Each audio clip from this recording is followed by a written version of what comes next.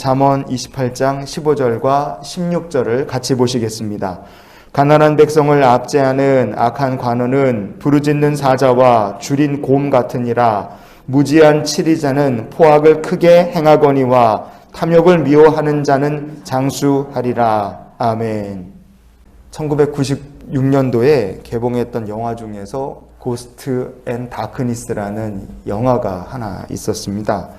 이 영화는 19세기 아프리카 케냐에서 1년여 만에 사람을 135명이나 죽인 두 마리 사자에 대한 이야기를 다룬 영화였습니다.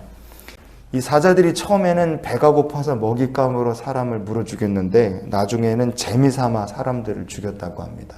도저히 이제 사자 때문에 살 수가 없으니 피해가 너무 컸기 때문에 존 해리 패터슨이라는 대령을 파견해서 이 사자들을 추격했고 결국에 가서 이 사자들을 죽였습니다. 그리고 그 사자들 시체는 지금 시카고에 있는 박물관에 사자 두 마리가 박제가 돼서 보관되어 있다고 합니다. 사람들이 궁금한 거, 도대체 사자들이 왜 미쳐서 사람들을 그렇게 공격을 할까? 135명이 1년 만에 죽었으니까 너무 궁금하잖아요. 이 사자들이 사살된 다음에 두개골을 조사해 봤더니 놀랍게도 사자들 두 마리 다 이빨, 치아 조직이 다 손상이 돼 있었습니다.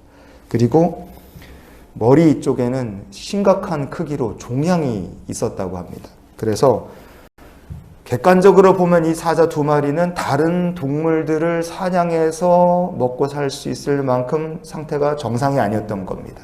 사냥을 할 수 없는 사자들이기 때문에 무리에서 쫓겨나서 도태가 됐고, 쫓겨난 둘만으로는 사냥이 안 되니까 처음에는 죽은 사람을 묻어놓은 시체, 무덤을 파서 시체를 손대더니 나중에는 애기, 여자, 노약자를 건드리면서 점점 사람들을 그렇게 많이 죽인 식인 사자가 되어 갔다고 합니다.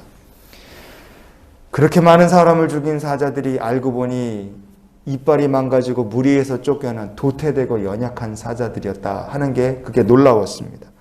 여러분, 오늘 본문이 말하는 악한 관원 그리고 무지한 치리자 같은 사람들은 정말로 사자같이 두렵고 굶주린 곰처럼 무서운 사람들인가?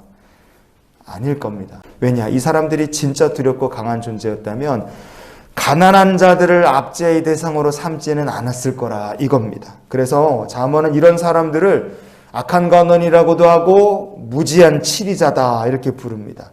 왜 이들이 무지한 치리자이냐? 그것은 이들 나름대로 작지만 힘도 있고 약사 빠릅니다. 하지만 정작 중요한 것은 알지 못하는 사람들이기 때문에 그렇습니다.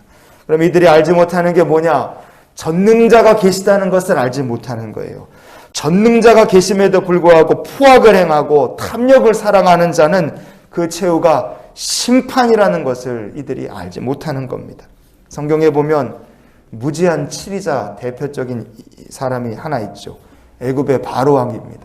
바로왕이 어떤 사람들을 학대하고 괴롭혔습니까? 힘없는 이스라엘 백성들을 학대하고 괴롭혔어요. 하지만 하나님께서는 이스라엘 백성들에게 이렇게 행하셨습니다. 출애굽기 1장 11절 12절을 같이 보시겠습니다. 그러나 학대를 받을수록 더욱 번성하여 퍼져나가니 애굽 사람이 이스라엘 자손으로 말미암아 근심하여. 아멘. 바로가 이스라엘 백성들을 학대할수록 오히려 하나님의 백성들은 더 강성하고 번성하고 퍼져나갔습니다. 그리고 나중에 거꾸로 됐죠. 이스라엘 백성들을 학대하던 애굽의 장자들이 오히려 죽임을 당하고 이스라엘을 핍박하던 애굽의 군대가 오히려 홍해바다에 수장돼 죽었습니다. 이렇게 무지한 치리자의 최후는 결국은 전능하신 하나님의 심판이라는 것을 우리가 기억했으면 좋겠어요. 하지만 전능자를 아는 사람은 세상을 다르게 사는 줄 믿습니다. 시편 41편의 1절 말씀을 오늘 말씀의 결론으로 같이 보시겠습니다. 가난한 자를 보살피는 자에게 복이 있으며 재앙의 날에 여호와께서 그를 건지시리로다. 아멘. 하나님께서 가난한 자를 보살피는 사람을 지키십니다. 재앙의 날에도 건지세요. 그래서 시편 42편의 2절을 보시면 그가 이 세상에서 복을 받을 것이라 그랬어요. 하나님께서 말씀대로 사는 사람을 그냥 두지 않습니다. 압제하는 악한 관원이 있고 무지한 치리자가 말도 못하게 괴롭히는 것 같아도 마지막에 가서 살아남고 승리하는 자는 하나님 말씀대로 사는 사람들이 되게 하실 줄 믿습니다. 나누고 베풀며 살고 말씀대로 사는 사람들, 하나님께서 그를 복주시고 재앙의 날에도 건져주십니다. 그래서 이 세상에서 반드시 복을 받게 하나님 역사하시는 거예요. 그러니 우리가 이런 기도로 살았으면 좋겠어요. 오늘도 전능자의 뜻대로 살게 하옵소서.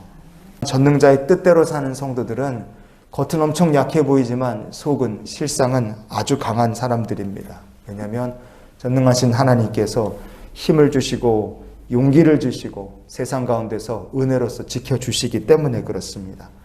그래서 마지막에 승리하는 사람은 악한 관원이나 무지한 치리자 같은 사람이 아니라 하나님의 뜻대로 사는 주의 백성들인 줄 믿습니다.